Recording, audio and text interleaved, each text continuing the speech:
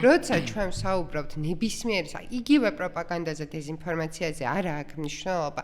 როდესაც მსგავსი ტიპის ინფორმაცია ვრცელდება, აქ მთავარი ალბათ დაუფიქრდეთ რა აქვს მიზანი, ხო? რისთვის გავრცელდა ეს ყველაფერი. მიზანი შეგვიძლია მოდით უფრო ფართოდ რო ავიღოთ, არსებობს ფსიქოლოგიაში სოციალური ატიტუდებს ეძახიან. ძალიან მარტივად რო ვთქვათ, ეს არის განწყობები ზოგადად ადამიანის. თუმცა როცა განწყობებზე ვლაპარაკობთ, განწყობას არ ვგულისხმობთ მხოლოდ იმას, ადამიანი რას ფიქრობს კონკრეტულ საკითხთან დაკავშირებით, არა დამოკიდებულება აქვს.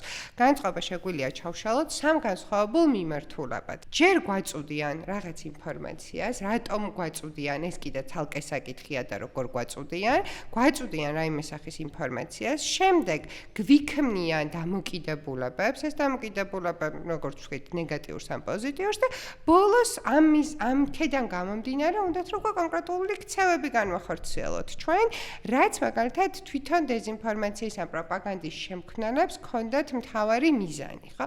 ეს არის ალბათ იმ კონტექსტიდან რომ ამოვიდეთ, როგორ მუშაობს ეს ყველაფერი და რაც არის მისი მთავარი მიზანი, ასე ვთქვათ.